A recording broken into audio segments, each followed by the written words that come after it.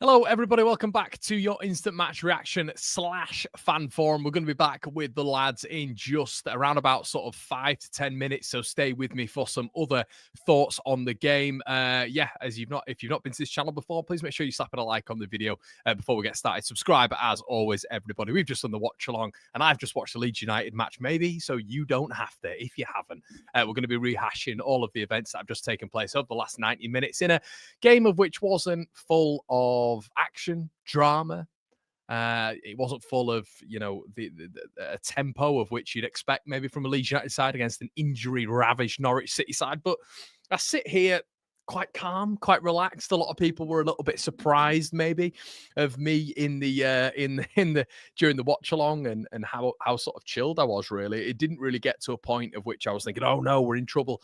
At least when it was sort of 0-0, I was maybe thinking to myself, this is a little 1-0. I felt to myself, maybe we're getting to a point of which Leeds are going to have to start making some substitutions. I think when you saw Ramazani came on, we're not working in chronological order here, but I thought when you saw Ramazani come on and just like the slight impact he was making, especially towards the end when he occupied that central space, of which we've spoken about on this channel 8, 10, 11 times, and just smacked the ball and nearly caught Angus Gunn out. That is exactly what you want. Someone who can shoot accurately, efficiently, and someone who just has that notion, shot on goal. And we saw that twice the other day as well, for the Tanaka goal and obviously for his goal as well, and against Harrogate Town. So Ramazani, for me, has to start. I don't know what you do. Well, I do know what you do, but I think Aronson's got to have a rest right now. Will he rest him? It's my thoughts. It's Farke's thoughts. Farke's thoughts will be different to my thoughts. I think Byron will probably start the game against Burnley, but I thought, and I think he might go for a bit of a defensive structure. But I thought when that man came on at left back in Junior Firpo, Leeds looked so much better. We looked wider. It enabled Solomon to drag their fullback inside, because you've not just got two players inverting consistently. You've actually got, alongside that, when Solomon does drag the defender inside, you've also got the defender having to, and the winger having to track Junior Firpo as well. And it just, the complication and the composition of Leeds United changes so much when you've got a left-sided player who can hit the byline and then almost hit that end line as well. And I thought Firpo was able to do that to such great effect when he came on. And Norwich was stretched. They were completely stretched when he came on, of which with Sam Byram, as much as he is a steady Eddie, a good defensive player, he's never going to give you that option. There'd be points in the first half where Rothwell wouldn't even look to spray the ball to Sam Byram. I know we like to move the ball over in a 5 to 8 yard, style, in terms of us just getting the ball across the pitch, but in a controlled manner and not utilising those switches. But I've seen Rothwell utilise those switches when Junior Firpo's on that side, and that's because he knows he's going to go forward with attacking impetus and being able to really hit that byline with his left foot. And I think him coming on really changed the dynamic for Leeds and made it a little bit more exciting. But I would like to see him. I would like to see Ramazani a little bit more, I have to say. I just think with Rama, you just look at him and you look how sort of direct he is. And even he's always occupying that central space. I always say this, and driving through the heart. I just think you've got to get him in. You've got to get him. And I thought Aronson looked tired again in this game, maybe overthinking a little bit. He did well in the first goal, I thought.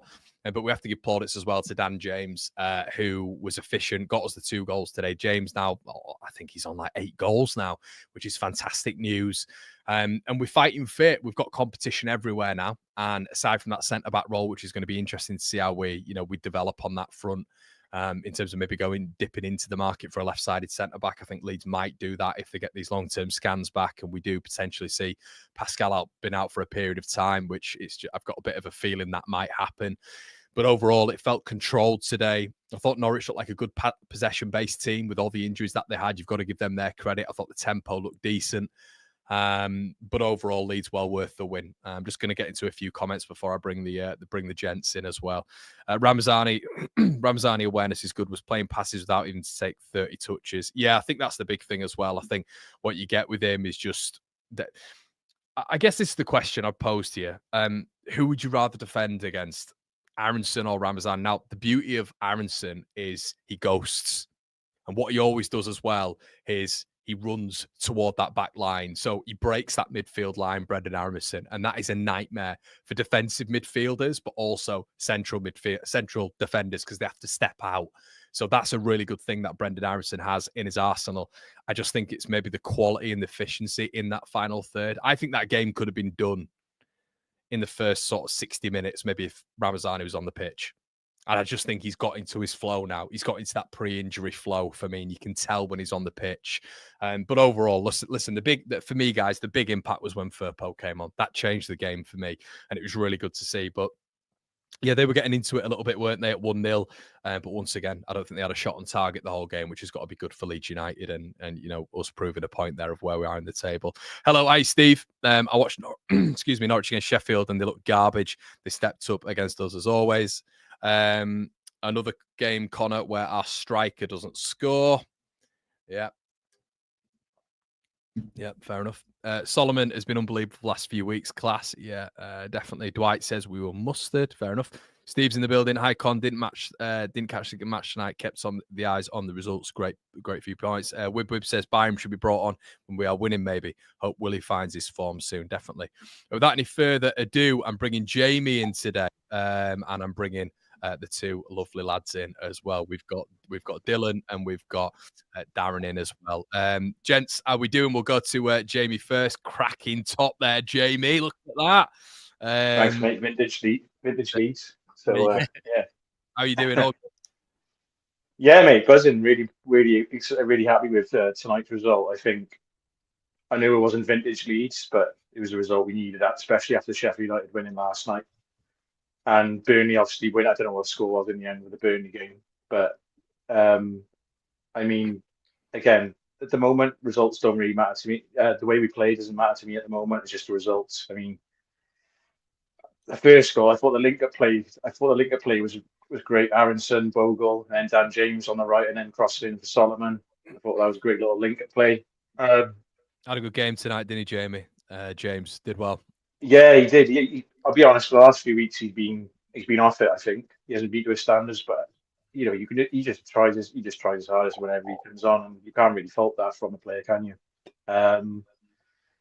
No, again, we win the best, but I mean that second goal then just kills it, and I agree. You can't. I think Firpo comes on and brings that balance down to the left-hand side for us, doesn't he? I think it was just you could just see that, and I listened to BBC Norfolk radio, and they were complaining about Tanaka should have been sent off or something, and I don't know what stream I found.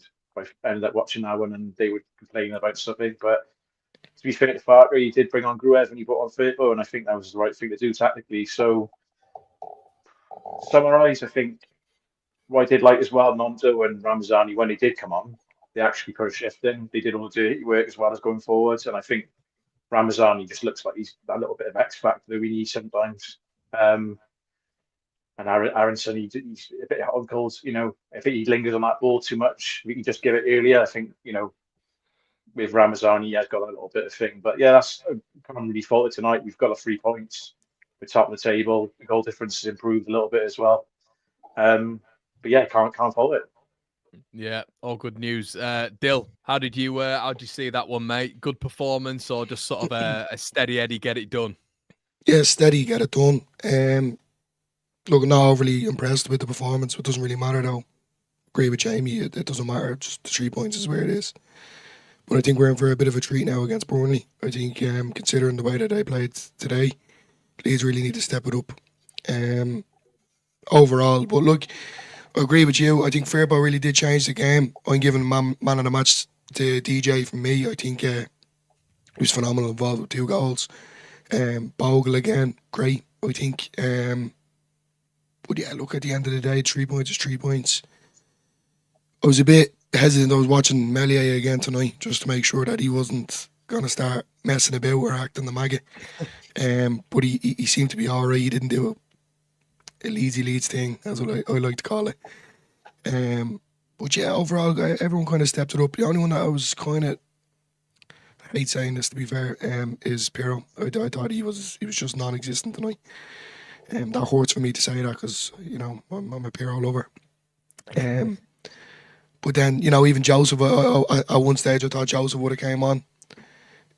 But then, yeah, I'm just talking about individual players. I think Ramazan is just a completely different gravy, lads. He's just unbelievable.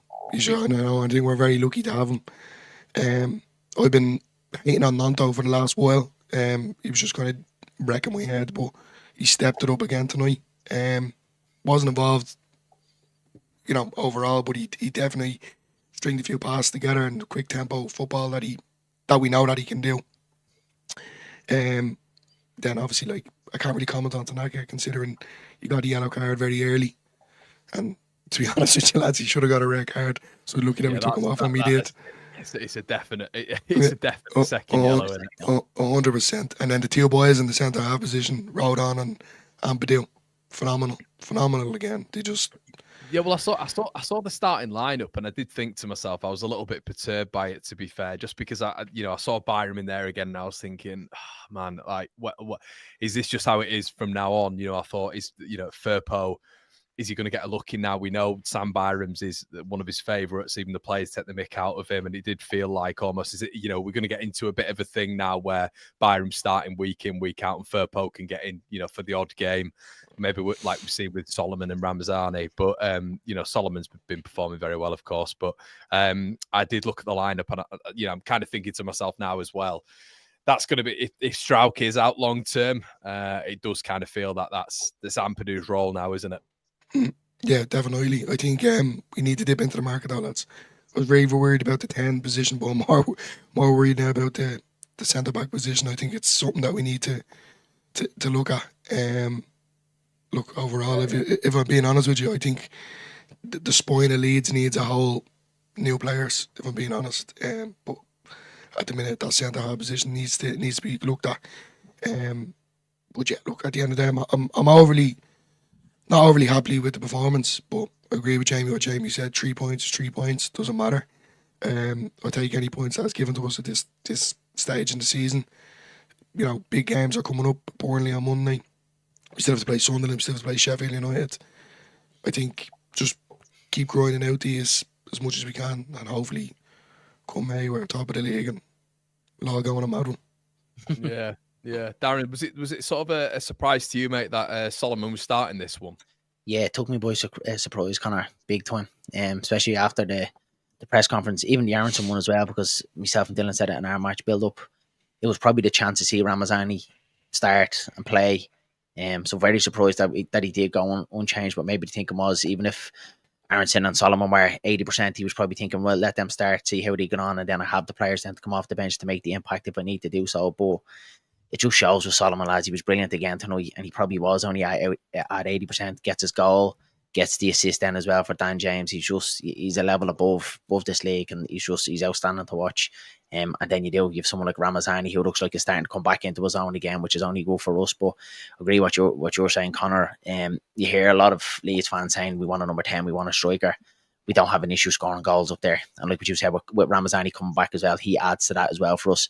I think it's back there. It has me worried a little bit as well. It was constantly, nothing really happened to Joe Rodon tonight, but it's always just in the back of your head. You hope nothing does happen to him, because if he does, I really think we're snookered in that position. And like what you say, I think we can all feel as Leeds fans that it probably is going to be bad news about Pascal's strike tomorrow.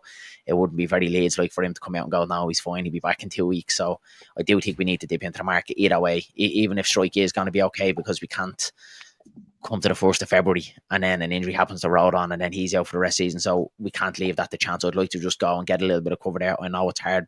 People are saying, Bamadelli, how do you really sell it to him? Yeah, you're going to be behind these two lads, and if one of them gets fit, then he can step in. He's coming from Norwich or from Forest. He's not really playing, so it doesn't particularly have to be him, but I'd like to see a little bit of cover there just in case. I don't really want to hang our hat on James De Boyo and square pegs and round holes, or even Max Vober as well. Some people are saying Max Vober is there as well. We've heard Farke speak at length about his knee issues that he's had as well after every single game. It seems to kind of blow up and he's missing training and that, and then by the time it comes down to the games that he seems to be okay. So definitely need to look at the January window.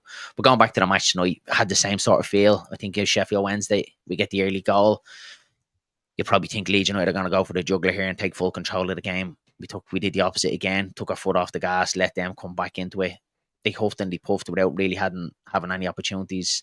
And then it takes then again to 66 minutes to get the second goal. We can all take a breather. And then after that, then it could have been more, it could have been 3 or 4. But I echo what the lads say as well. it doesn't really matter about performances for me at this stage, Connor. I'm just get the 3 points, especially midweek games. They're always the ones that seem to trip us up notoriously. So get the 3 points on the board, especially with everyone else winning around us. And Burnley feels massive on Monday, lads. Massive.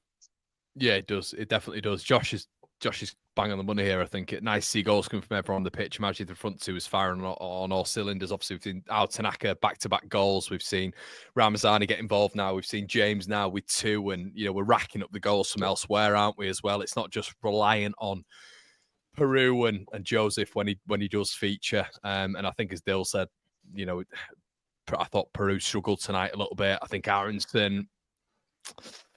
Yeah, it's just not quite clicking for him right now, but the options are there. We do have those options in the sort of forward line. But I agree with you, Darren. I think if we get that verdict and it Strauch's out for the season, and if we're continuing to hear consistently in these press conferences like we are about Verber's knee, and you hear things behind the scenes, don't you? Like he's on the bench, but can he play 90 minutes? That is quite concerning. So maybe there will need to be movement on that, but I'm sure Leeds are keeping an eye on that one. But Burnley winning 5-0 tonight, racking up that goal difference again. Is that the first time this season they've scored more than 2, Connor? I think it is. I think it is. Yeah, they've not scored more than 2. But I do just wonder, obviously Burnley are, as you said, they don't rack up a lot of XG, but I do wonder. I'm kind of excited for it in a strange sort of way, because I'm looking at it now, and I don't know if any of you lads are thinking the same, but I'm looking at it now.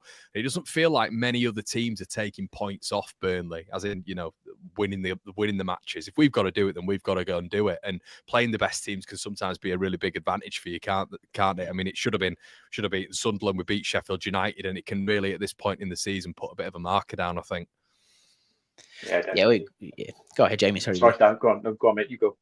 Yeah, no, I was just going to say, agree. Look, we shouldn't fear anyone. And these are the games, to be honest with you, that get you promoted. We don't really want to be going to the Turf Moor and, kind of lying down against them. And we were very unlucky not to beat them at home. That's probably the one game that I picked from the season. But my most frustrating game of the season was that Burnley match. And think back, we had so much control, so much possession. That slipped down from Solomon then, and we lose that game 1-0. It was one that haunted me for weeks after the game. So it does feel like one of them that we all Burnley won. And just hope our boys can step up and get one over them. That'd be a massive result if we go down there and take 3 points off them. Sorry, Jamie, go ahead, buddy. No, mate, I was just basically just going to add to what you said. I think, no disrespect to the Championship, but they haven't come up against a side like us. Yeah. The quality we have, that we possess, I think we're going to cause Burnley problems. I know they got a great defensive record. I really think we can hurt them. And like Darren said, I think that Solomon slipped kind of that game didn't really sort of do us justice, I don't think. But it'd be interesting to see now. And Melee just showing him that half of the goal. Yeah. Melee just having a little nap. Yeah, that does help, doesn't it? But I've got to get him in. I've got to get him in. I wasn't going to say it, Connor. I was just going to leave Melee all this one. It's a touchy subject. It's still very raw. Yeah. No, I think when it comes to Burnley on Monday, Leeds need to step it up and play kind of a fast tempo football. There's times there with Ampadu, he's just releasing the pass a little bit too slow. The build-up play, to a certain degree, is good. It's just not quick enough. Maybe not sharp enough if you want to kind of be putting a nail on it. But I think Dill, with that, I can't get it out of my head, mate. It's just a preference. I think the build-up with Ramazani in the side and Firpo in the side would just be so much quicker. Yeah, I agree. 100%. Completely agree. Yeah. 100%. Completely agree, 100%. It's it's just maybe it's me being just a Leeds fan, as I keep saying. Any point that we get now is crucial. But under the circumstances of injuries with strike, these games coming thick and fast. We need to kind of hit the ground running and start putting serious points on the boards and start creating a gap. Come March after the international break, it's all hell for leather. And I think now's the time that we need to grind out these wins. What we've done tonight, as I said, I think we can all agree the performance wasn't overly impressed, but we got the job done, and that's what we're going to have to keep doing up until the international break. Hopefully, there's a few signings can come in the door in the next week or two. Not looking good at the minute, but hopefully we will, and we'll go from there. But I'm just a bit, as I said, I'm not negative, but I'm the Leeds fan. It's just from years of just being hurt that I'm always going to be afraid of the next game. But yeah, look, I'm positive to a certain degree. This is a good team. It's good players in it. I think you have to take comfort in it, Dylan, that like we aren't getting out of second gear. And I know we can't keep going on with these. We can't keep saying we haven't got out of second gear. We haven't got out of second gear. It feels like against the best teams, we step it up a little bit as well. I was just about to say, Connor, it does feel like that against the best teams, and we do come out of second gear, that we do kind of hit them heights again, especially against Sheffield United. I thought we were brilliant at home, and I could have been more that day as well. Again, unlucky against Sunderland, only apart from Melia. The Burnley one was just one of them, was just pure unlucky. So we do seem to step it up in the big games, and notoriously Fark does do that. He does step it up in the big games. So, yeah, I'm carefully optimistic for Burnley away on Monday night. Then we've Cardiff as well. You'd like to think that we're going to be winning that one as well. But like what Dylan said, I'd probably have one eye on that international break. That's probably where we slipped up last season. We were with a good out Leeds, and we let a lot of players go off in international duty, and they all came back in bandages and broke up, and that kind of derailed our season. So that's where I think this window is crucial, that we can't let that happen again. Make sure we get enough cover in. Don't neglect the squad. Do enough. Make sure that we get there, and then we should do, with the quality that we have. 100%, we should easily do it. Yeah, I'm not too. As I keep saying, I'm not too bothered about the cam. I'm not too bothered about that. I think the Emi Buendia stuff's wide of the mark. I don't think that'll happen. I mean, you're getting Valencia in for him today. Obviously that got pushed back, it looked like. But I think there's going to be, it's like the Julio Enciso stuff, isn't it? It's like, Leeds are the front runners. I mean, there's no reputable sources saying that, but it felt like we were the ones who were going to go and make a move for him. And then suddenly he goes to Ipswich. I just feel like Buendia, he's not going to move down to the Championship again. I just don't see it as career progression for him. So yeah, last night as well, didn't he? Buendia played against Monaco last night for Aston Villa. Yeah. So I just can't see it. I'm seeing a lot of people say, the next week I'll be happy if we get Buendia and then obviously get the win against. But I just can't see. I mean, that would be a game changer signing, but just can't see it for me. Don't see it. I do think he'd leave there, though. But like what you said, Connor, as well, like he was obviously, there was talks today. I'm going to Valencia. I think we heard then just before we came on stream that he's kind of torn that one down. And if he's turning down Valencia, you're not turning down Valencia to come to Leeds in the Championship, are you? So he's obviously his thoughts are elsewhere 100%. So it would, like what you said, it'd be unbelievable. It would kind of feel like a Solomon signing, like a real kind of statement signing again. It would be very much like if we can keep him fit and get him firing, then it would be unbelievable. And you'd probably say that would probably be the one to kind of get us across the line and get promoted. But I can't see it. I'm not really worried about the cam, like what you said, in more defensive voice. If we get a centre half in, I'd be happy with that. We definitely have more enough in the squad to get us out. What do you think to Bogle tonight? I thought it was quality, absolutely quality. I thought he was just, defensively and offensively was breaking the lines. He was reading the play really well, wasn't he, Jamie? He looked top notch tonight. Usually, he didn't probably get the credit he deserves. I think him and Dan James, especially then, right, they've got a really good partnership going as well, haven't they?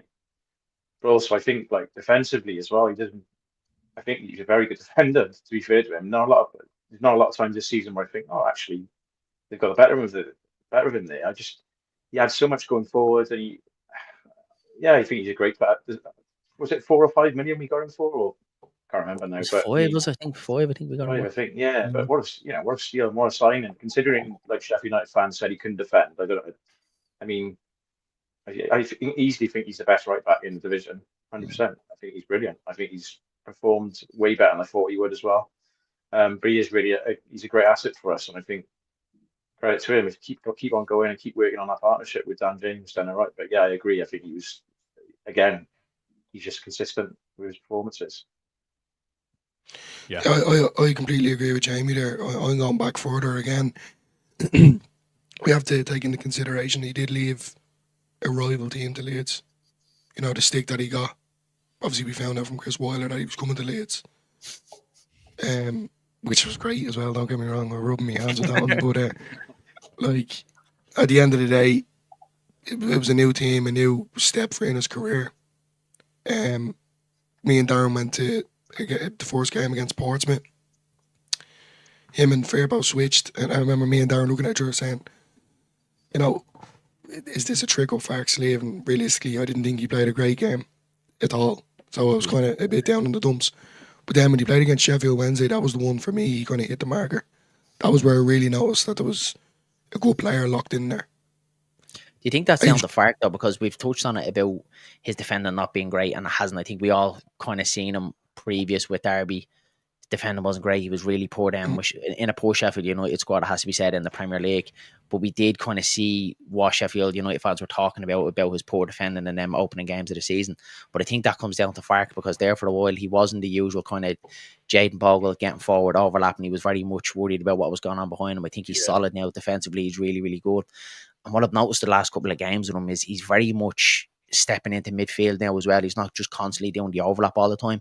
He's doing an underlap as well. So he's giving that space to Dan James, giving him the whole right wing, and almost becoming a third centre midfielder at times as well, which is great to see that versatility from as well, that he can do that.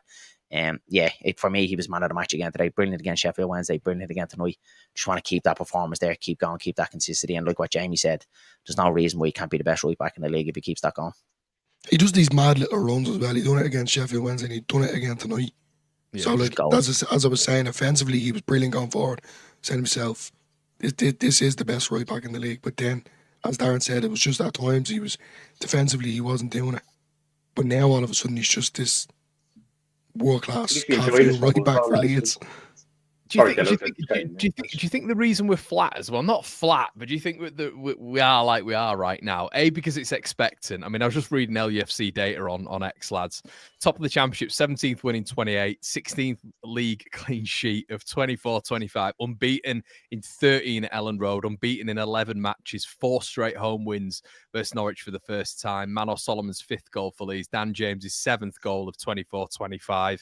We march on, and it does feel right now that, like, it's almost like we obviously just want this to be a 2-horse race, don't we? And it feels like it's the other teams, isn't it? I think we all kind of feel deflated because you've had Sunderland winning last night, Sheffield winning last night, and you've had Burnley just smashing Plymouth. So is that what it is right now? Do you think we're all just a bit like, because we're not really gaining that advantage right now? It doesn't feel like those stats are being emulated in how we're perceiving this, really.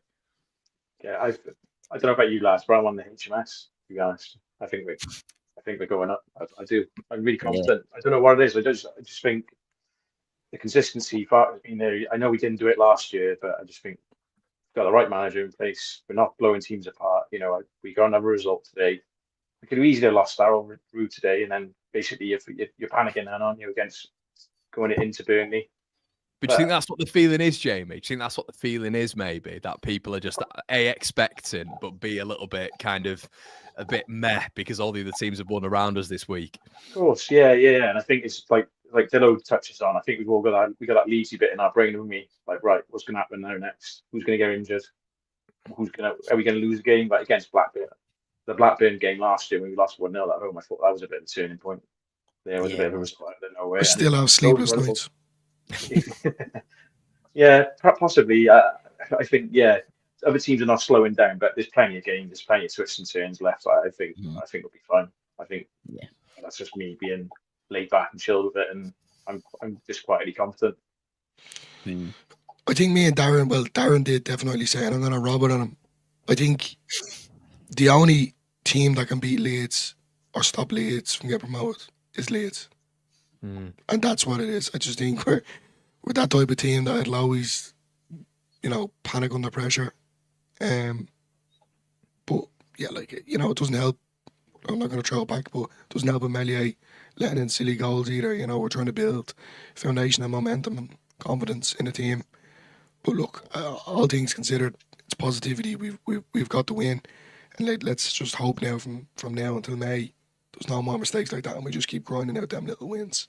I think as well, Dale, having that balance on either side, and we've mentioned it before, but having Bogle and Firpo just as the pairing going forward, I think it's massive. It just takes us on to that next level. I feel, I think Firpo's defending at this level is pretty underrated. I think he's aggressive. I think he gets his percentages right. His awareness seems to be a little bit better as well. It appears to have worked on that.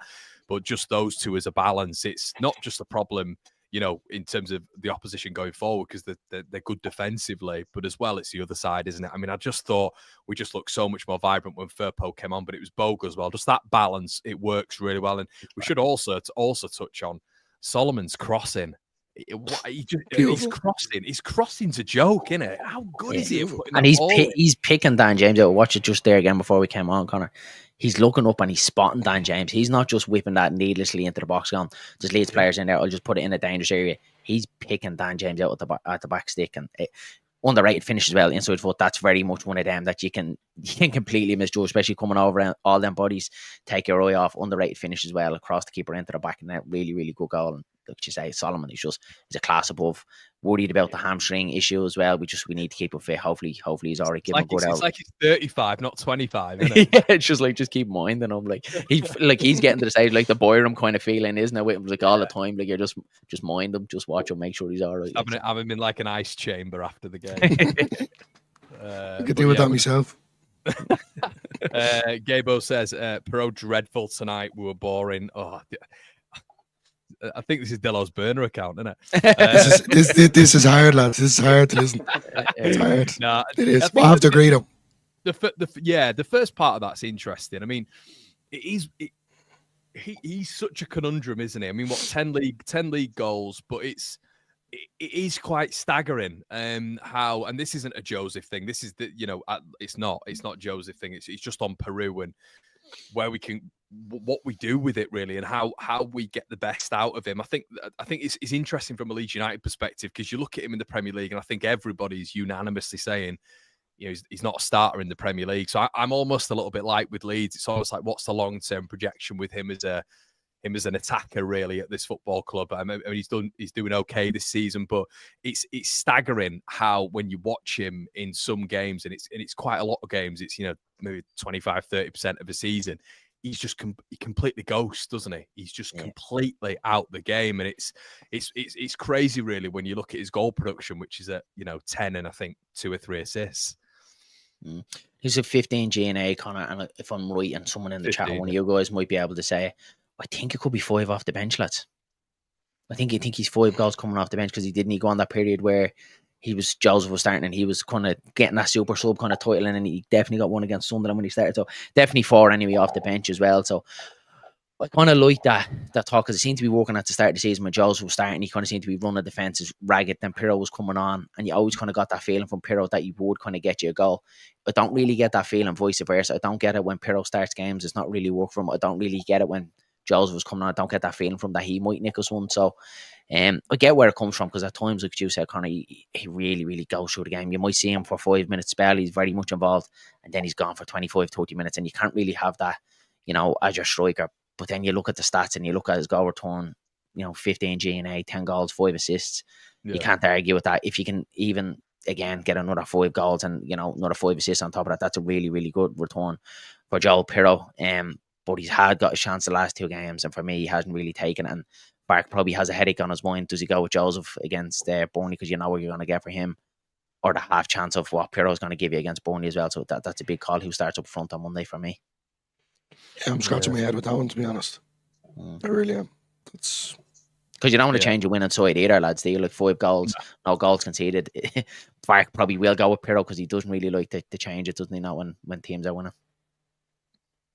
Yeah, definitely. It's an interesting one. It's a tough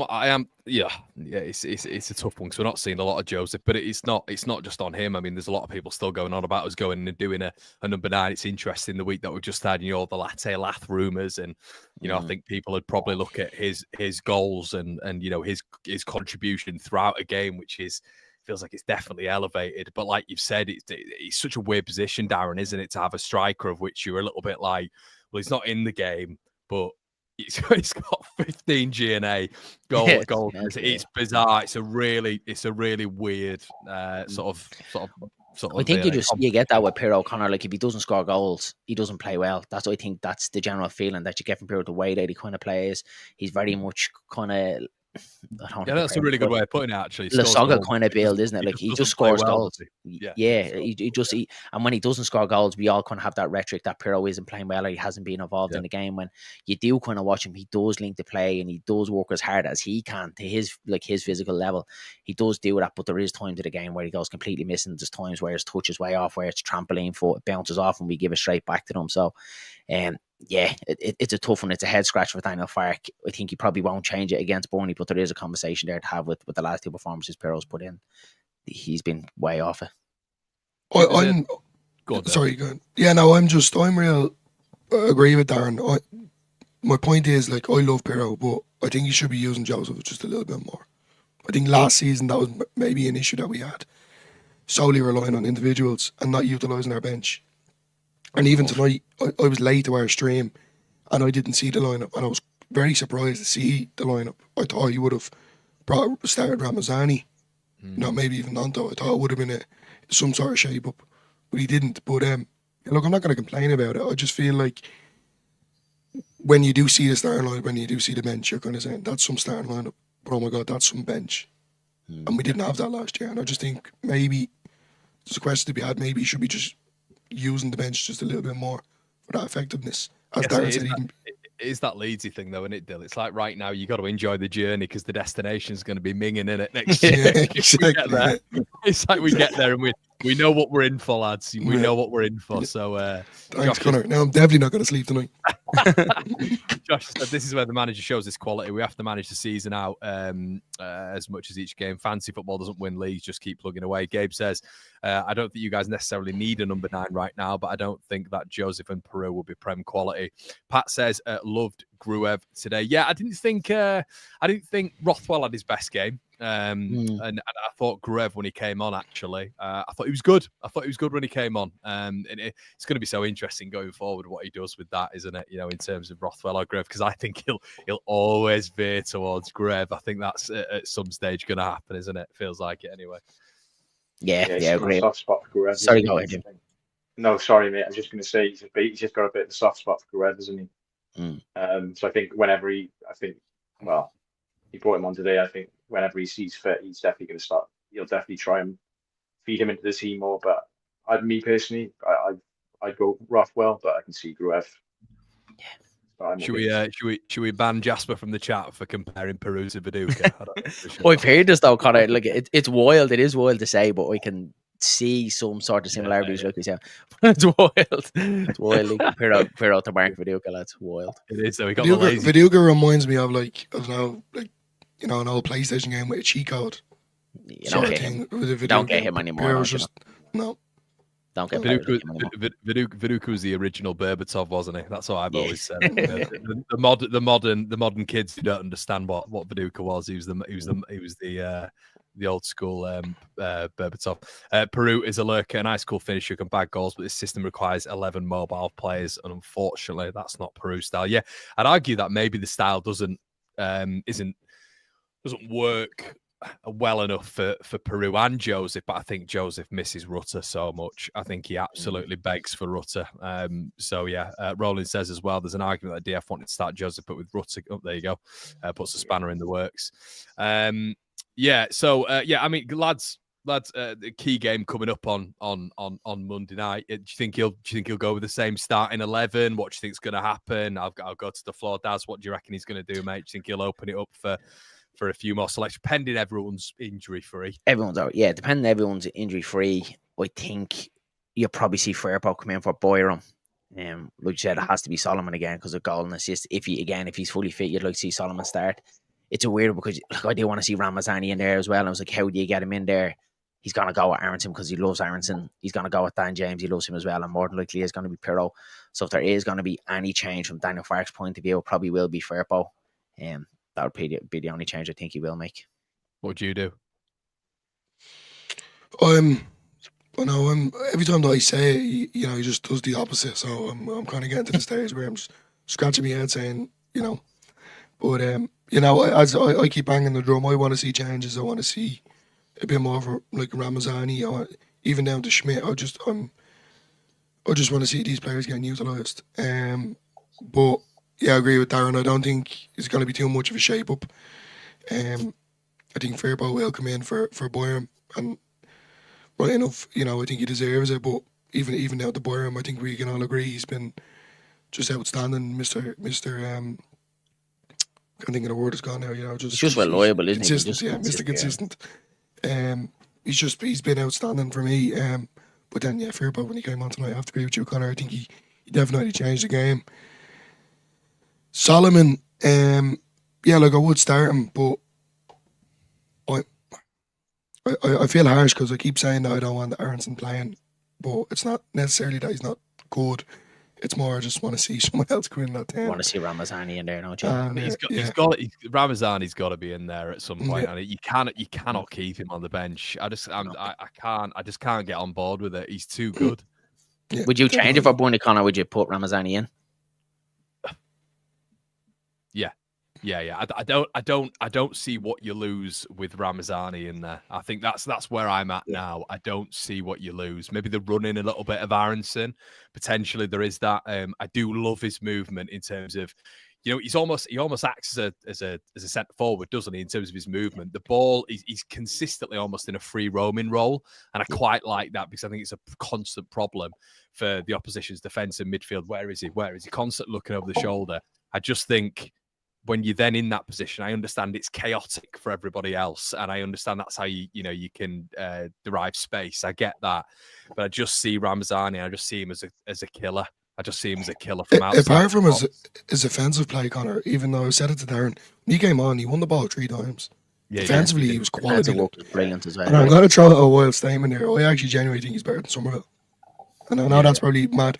The only reason why I'm saying I just think Somerville's very predictable. Cuts in on the right, and he aims for that right top corner. Well, we seen his goal against Sheffield Wednesday off the left foot, bullet into the bottom corner, and then there tonight off the right foot, very similar as that, with the exact same power, exact same conviction. To be able to shoot like that off both feet is unbelievable, isn't it? He's just unpredictable. I think that's what it is. It's that excitement. You don't know what he's going to do. That's what I love about him. And the ceiling is like so high. It's unreal. Way higher than Somerville, definitely. Yeah. I agree. If he can fulfill anywhere near that, I think we got some player on our hands, definitely. I think that's why it always gets confusing to me as well when people are like, I can't play in the number 10, winger can't play in the 10. I mean, if every position, I was even at the game at the weekend, every time he picks up a position, it's in the central space, it's driving into that central space, or it's just picking up the ball on the half turn in between the defence and the attack, but it's always central. And I think he just wants the ball all the time, so that's why he comes toward the ball, which is always in the middle of the pitch, because we build up vertically. So I just see it as like I don't see what you lose. Aronson's getting a bit of a rest. He's never going to do it, but Aronson gets a little bit of a rest. In my opinion, you enhance the quality in there as well. And well, who would you rather come up against, lads? Aronson, if you Burnley, or Ramazani?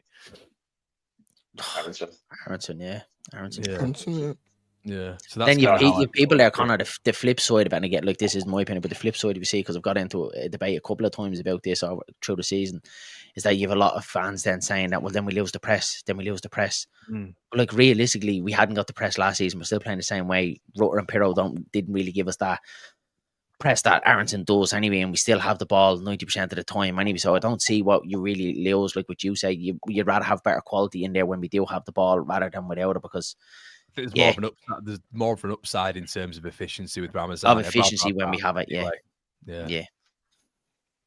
Yeah, interesting stuff, lads. Interesting stuff. But we'll leave it there anyway. We might come together again for a preview for that game. Who knows? Well, Jamie, thank you so much for joining as well today. Obviously, Jamie, part of the Gary Kelly tier on the Patreon, top man. And we've got the Leeds Bros in as always, guys. Make sure you check those guys out. Only Leeds Bros on YouTube. They're absolutely changing the game. The new boys on the block.